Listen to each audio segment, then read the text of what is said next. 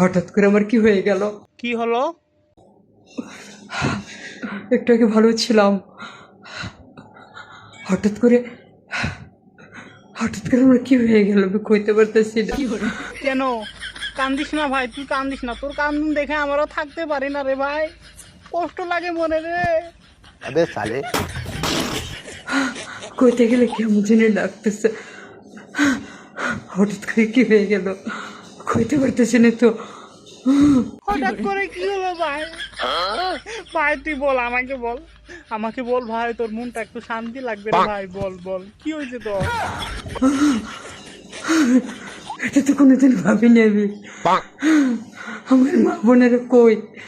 কি ভাবো নাই ভাই? মা বোন কই কই?